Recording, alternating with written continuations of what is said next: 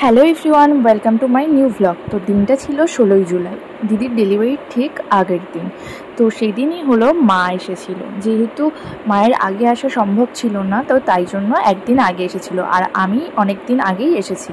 যেহেতু হলো মা আসতে পারছে না, ওই জন্য আমি আগে এসেছিলাম। তো দেখো, মাকে হলো জয়দা নিয়ে আসলো শিয়ালদা থেকে। মাকে ট্রেনে তুলে দিয়েছিল ওদিক থেকে বাবা, আর এদিকে জয়দা গিয়ে শিয়ালদা স্টেশন থেকে নিয়ে এসছে মাকে। তো এখন মানে আমাদের কিছু কেনাকাটা আছে বলে আমরা একটু রেডি হয়েছি যে বেরোবো বলে। তো দিদি বলছে মাকে নিয়ে যেতে হবে না, মা জাস্ট এক জায়গা থেকে এলো, পায়ে ব্যথা।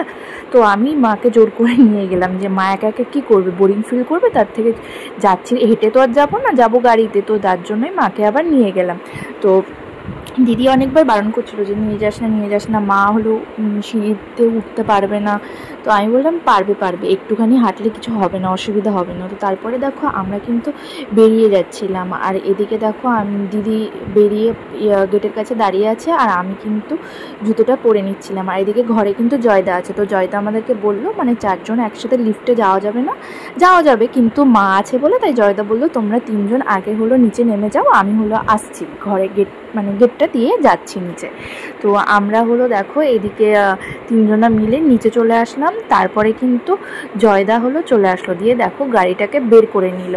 তো আমরা কিন্তু খুব একটা দূরে যাব না, সামনেই অ্যাক্সিস মল আছে, কামধেনু আছে, অনেক কিছু আছে, তো সেখানেই যাব। তো ভাবছি ফার্স্টে কামধেনুতেই যাব।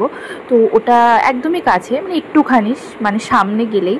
তো তারপরে দেখো আমরা কিন্তু কামধেনুতে চলে আসলাম। তো এখানে এসেই দেখো আমাদের টুকটাকি যে কেনাকাটাগুলো আছে, আমরা এখানে গেলেই মোটামুটি সেগুলো আমাদের হয়ে যাবে। তার জন্য আমাদেরকে আর অ্যাক্সিস মলে না গেলেও চলবে। তো তাই জন্য আমরা কিন্তু কামধেনুতে চলে আসলাম। আর এদিকে দিদি আগে উপরে উঠে গেছে, আর জয়দা কিন্তু এখন নেই। জয়দা হলো গাড়িতে মানে গাড়ির চাকায় পাম্প কম হয়ে গেছে, তো সেটাই দিতে গেছে। তো আমরা সেই ফাঁকে দেখো এখানে টুকটাক কিন্তু শপিং করে নিচ্ছি।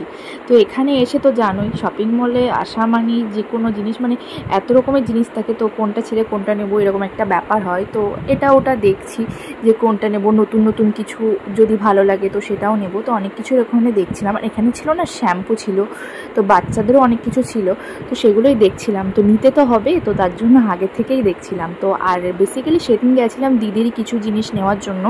দিদি হলো পরের দিন যেহেতু 17 তারিখে ডেলিভারি আছে, তো ডক্টর কিছু কিছু জিনিস ক্যারি করতে বলেছে।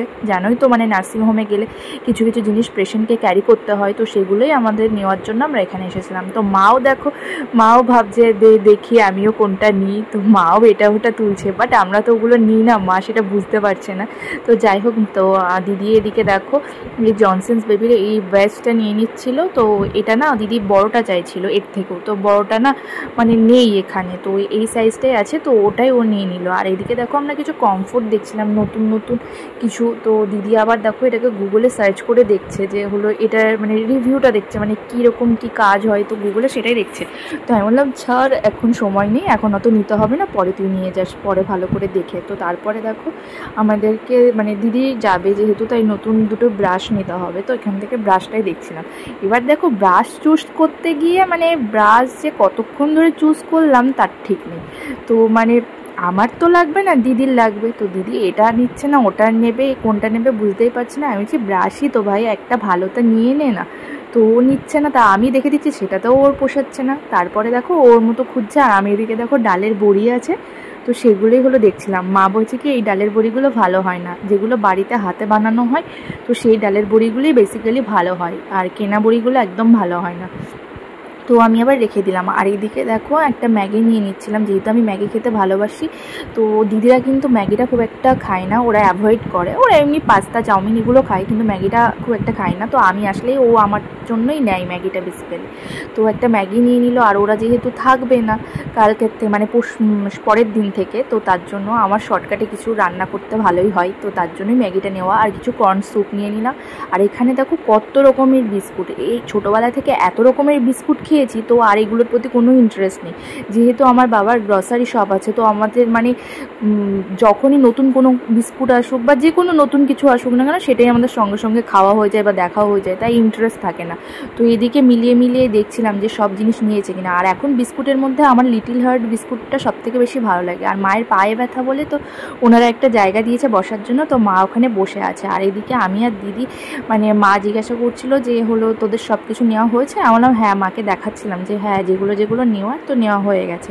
তো দিদি ওই বেবির ওয়েস্টে নিয়ে খুব কনফিউশনে ভুগছিল, তাই বারবার দেখছিল। আরেকটা জিনিস নিয়েও কনফিউশনে ভুগছিল, সেটা হলো কর্ন স্যুপ। তো ও মানে খুব একটা পছন্দ করে না, কিন্তু ডক্টরে বলেছে মানে যখন ডেলিভারি হবে তার ঠিক 4-5 ঘন্টা আগের থেকে মানে খালি পেট রাখতে হবে, আর সকালে লাইট কিছু খাবার খেতে হবে, তো তাই জন্যই নেওয়া। আর এদিকে দেখো জয়দা চলে এসেছে, তো এখানে দেখো জয়দার হাতে সবটা ধরিয়ে দিয়েছি, এখন বিল করতে হবে তো তার জন্য।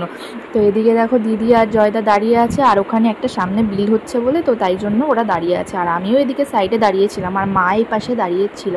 তো যাই হোক, ভিডিওটা কেমন লাগলো? ভিডিওটা ভালো লেগে থাকলে অবশ্যই একটা লাইক কমেন্ট শেয়ার করে দিও। আর দেখো এদিকে কিন্তু আমাদের কিন্তু বিল করা হয়ে গেছে, এখন কিন্তু এখান থেকে বেরিয়ে আমরা বাড়ি চলে যাব। তো চলো টাটা, আবার দেখা হবে তোমাদের সাথে নেক্সট কোনো ভ্লগে। বাই।